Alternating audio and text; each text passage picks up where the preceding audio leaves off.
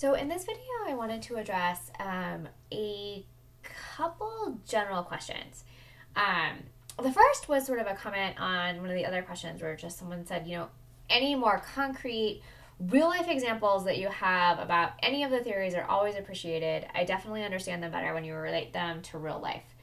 Um, I kind of want to put a little bit of a hold on this question because, as you'll notice on the ethical theories assignment, like that's kind of the process, right? So you have to identify an example and then try to kind of work through how the different theorists would think about it.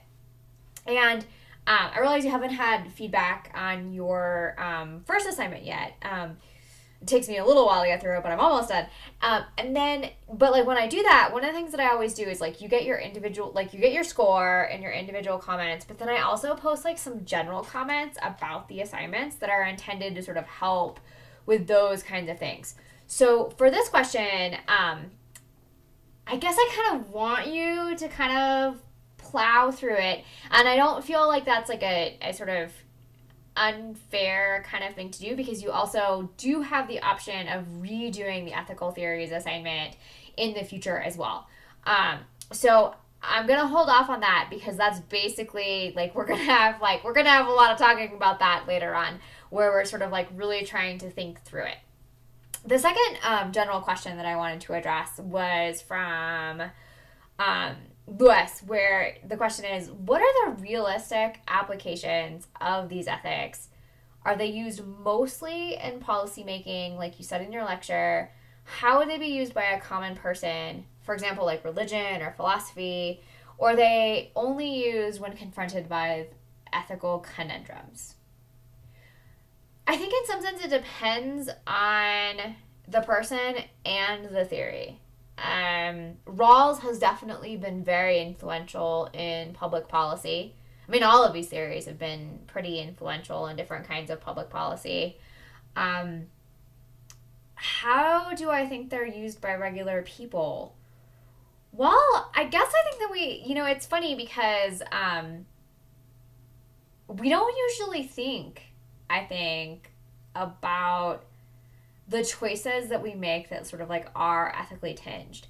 I know for me, once I started getting really involved in ethical theory, I think the ways that I generally think about just I don't know, the stupid regular stuff that comes up every day has actually changed because I have this really, rich sense of lots of different kinds of things that I might care about.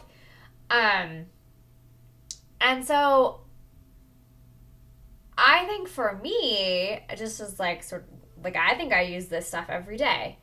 Maybe not every day. Maybe sometimes my days are boring, but I feel we are frequently sort of faced with we have to interact with people and we have to think about how we interact with them and with our families and our friends. And I do think that there's something really interesting about thinking about whether you want to focus on the consequences.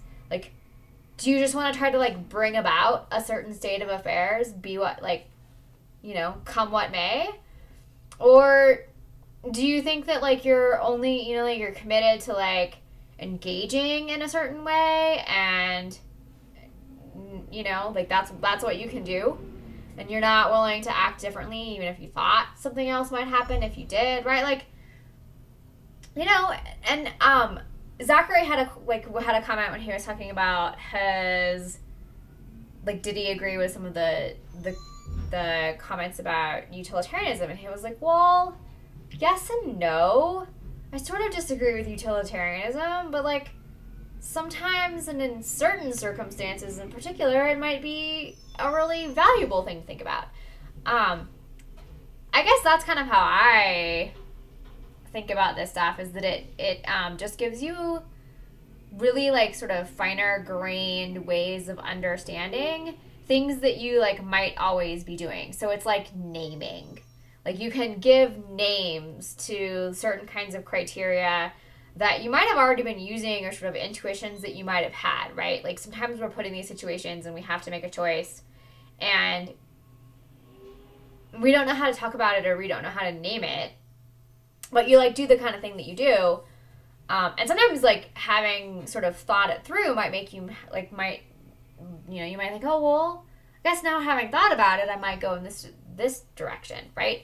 So I guess for me, like I really do just think about these as different kinds of lenses and conceptual tools that you might use in different kinds of circumstances. And I think having those tools over time really can sort of change, or maybe not change, but it makes more explicit to you the decisions that you are making. And I think that's kind of valuable, because sort of as you make those decisions, you become a little bit more comfortable with making them. And sometimes your ideas about them change. I think I don't think that they're only useful in terms of policy. And in some sense, I think it's actually really different when you're making these kinds of choices in your individual life and when you're making them as a matter of policy. Because as a matter of policy, like, you have to be making these decisions for other people.